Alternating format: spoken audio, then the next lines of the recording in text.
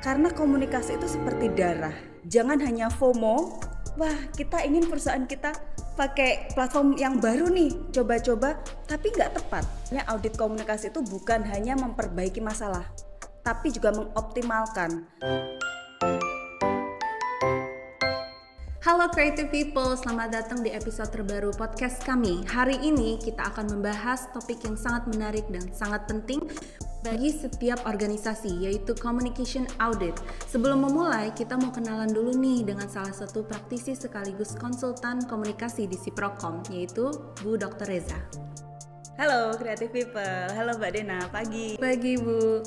Nah mungkin sebelum kita mulai, kita warming up nih. Jadi mungkin bisa dijelaskan terlebih dahulu nih, apa sih sebenarnya yang dimaksud dengan communication audit dalam konteks organisasi? Oke, ini menarik ya. Dan penting kalau untuk perusahaan, institusi itu penting sekali. Jadi audit komunikasi itu sebenarnya adalah aktivitas atau sebuah kajian untuk menilai praktik komunikasinya itu seperti apa gitu. Kenapa audit komunikasi ini penting? Karena komunikasi itu seperti darah. Kalau di tubuh kita itu seperti darah. Dia ada di semua bagian, dari unit-unit, staf-staf, karyawan, dari manajerial sampai tingkat paling bawah. Dan dia itu juga akan berpengaruh kepada kinerja eksternalnya. Sehingga audit komunikasi itu, kalau orang membayangkan selama ini, oh hanya untuk stafnya saja, oh tidak. Tapi audit itu juga perlu dilakukan untuk melihat praktek komunikasi perusahaan ke eksternal stakeholdernya. Nah mungkin nih banyak orang nih yang belum familiar dengan istilah ini. Jadi mengapa sebuah organisasi ini perlu melakukan communication audit nih Bu? Nah ini penting sekali. Terkadang orang berpikir ya, kalau melakukan audit itu ketika sudah ada masalah, ketika ada konflik gitu, sudah di demo terus baru melakukan audit komunikasi. Padahal kalau audit komunikasi itu dilakukan sejak awal, secara kontinu, itu kita bisa memahami, oh apakah perusahaan saya sudah efektif gitu. Kan tadi saya ilustrasikan bahwa komunikasi ini seperti darah ya. Jadi kalau audit komunikasi itu kita lakukan terus-menerus secara gradual, misalnya kita tahu oh sudah efektif ini. Perusahaan saya sudah efektif. Kemudian kita juga bisa paham kelemahannya apa sih perusahaan saya, kekurangannya apa gitu. Terus kita dalam jangka panjangnya akhirnya bisa meraih atau mencapai reputasi yang baik. Kan the whole tujuan dari perusahaan itu kan intinya nanti adalah reputasi yang baik. Sehingga secara internal dia bekerja secara optimal dan secara eksternal dia dipercaya oleh publik gitu. Nah, secara umum nih, apa saja elemen yang dianalisis dalam sebuah communication audit? Nah, apakah ini hanya tentang pesan yang disampaikan atau juga mencakup bagaimana pesan itu diterima? Nah, benar sekali. Jadi audit komunikasi itu bukan hanya pesannya. Kita kembali ke ilmu komunikasi akhirnya ya, karena bidang saya di ilmu komunikasi. Dengan apapun model komunikasi, nanti Mbak Deda dan creative people bisa tuh membayangkan. Terserah deh pakai model komunikasi yang mana, misalnya encoding, decoding punyanya Stuart Hall, atau SMCR-nya Berlo, ada source, ada message, ada channel, abis itu receiver-nya. Kemudian atau yang lain misalnya transmitter, model komunikasi transmitternya punya Shannon Weaver, di situ ada noise juga. Intinya adalah bukan hanya pada pesan saja, tetapi penerima pesannya siapa, saluran pesannya sudah tepat atau belum. Kan kita paham ya Mbak Dena, sekarang media komunikasi kan ada banyak sekali ya, tatap muka, pertemuan, apalagi dengan media sosial, berbagai platform, bahkan yang kadang saya, oh ini ada platform baru ya, oh ini ada platform baru dan saya harus belajar lagi. Itu juga kita harus audit, tepat tidak? Jangan hanya FOMO, wah kita ingin perusahaan kita pakai platform yang baru nih, coba-coba, tapi nggak tepat. Bayangkan kalau banyak stakeholder entah internal atau eksternal ya di perusahaan kita yang itu misalnya orang-orang yang old school, masih suka atau terbiasa dengan media yang konvensional. Terus kita memaksakan pakai media yang modern, kan akan susah ya. Nah ini makanya kita tidak bisa hanya mengikuti tren, tapi kita harus lihat dulu Kalau di audit komunikasi kita akan lihat stakeholder kita siapa, media untuk stakeholder tersebut apa saja, pesannya apa saja, itu harus dibuat sangat signifikan, sangat spesifik, berbeda-beda. Jadi nggak bisa satu pesan kita mirroring, kita sebar ke semua media gitu. Harus menyesuaikan ya, Bu. Benar sekali. Nah, dalam pengalaman Ibu nih, apa yang biasanya menjadi sinyal atau indikator bahwa organisasi ini perlu melakukan audit komunikasi? Kadang sebagai konsultan ya di Suprocom, itu sering sekali klien datang meminta konsultasi ketika sudah terjadi konflik tadi. Di depan sudah saya mention. Padahal ini seharusnya harus dari awal, bahkan ketika kita merasa oh ini sudah baik-baik saja ya. Karena sebenarnya audit komunikasi itu bukan hanya memperbaiki masalah, tapi juga mengoptimalkan, meningkatkan lah apa yang sudah ada. Ayo kita agar bergerak lebih optimal seperti apa gitu. Jadi sinyal-sinyal itu kita bisa tangkap sejak dini. Kalau di crisis management kan sebelum ada konflik itu ada isu dulu sebelum ada case ya. Isu, ada case, habis itu ada konflik yang sudah lebih masif, lebih fatal. Nah, kalau kita rajin melakukan audit komunikasi, ini sebelum isu pun kita sudah bisa melihat potensi nanti ada masalah di mana.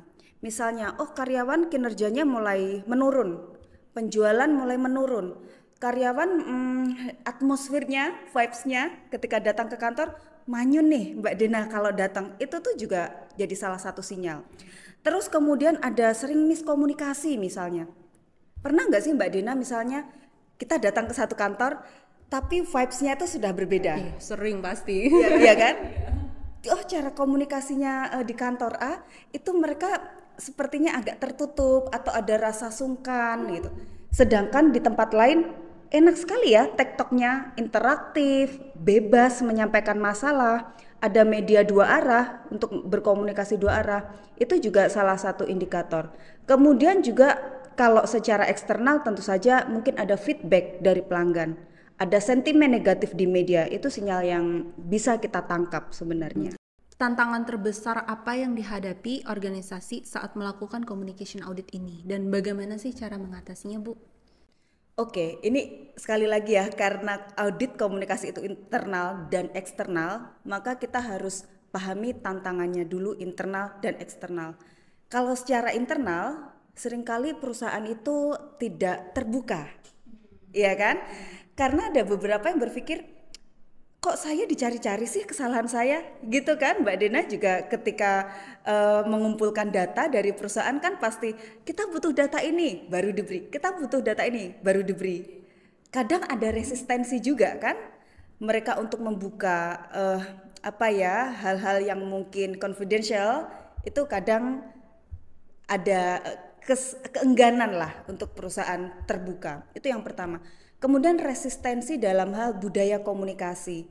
Terkadang perusahaan kan sudah merasa kita baik-baik aja kok gitu ya. Kita bisa menjual produk dengan baik, jasa kita tetap dipakai klien dengan baik kok gitu. Kenapa harus diubah-ubah lagi?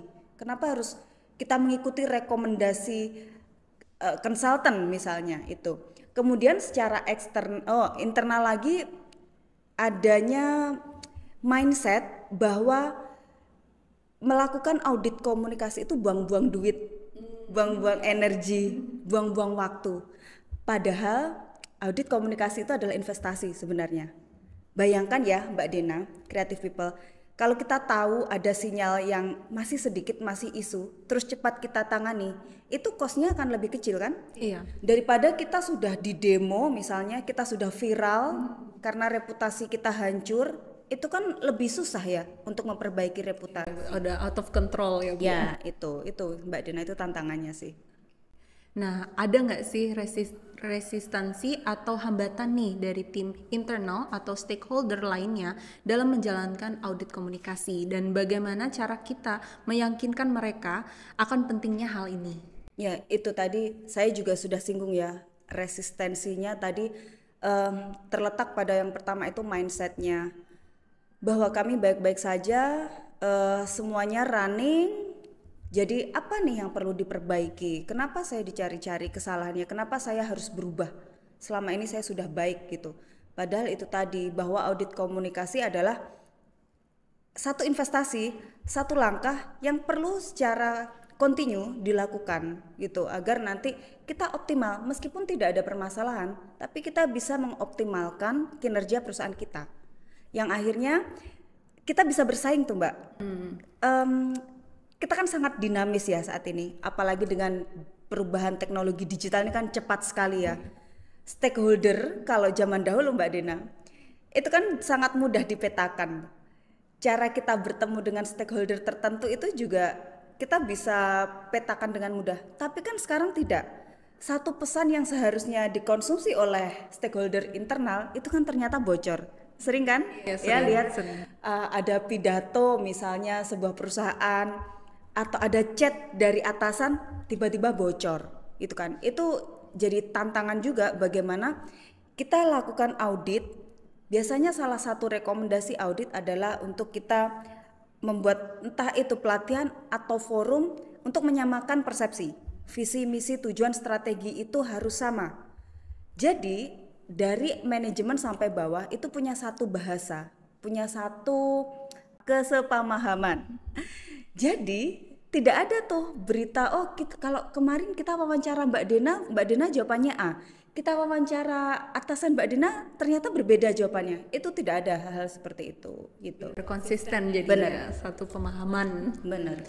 Nah, mungkin dari Ibu juga bisa berbagi nih satu atau dua nih studi kasus nih tentang organisasi yang berhasil melakukan communication audit dan merasakan dampak positif yang signifikan. Bisa ceritakan sedikit pengalaman dari mereka, Ibu? Oke, jadi pernah setelah lulus S1 saya dulu bekerja di bank.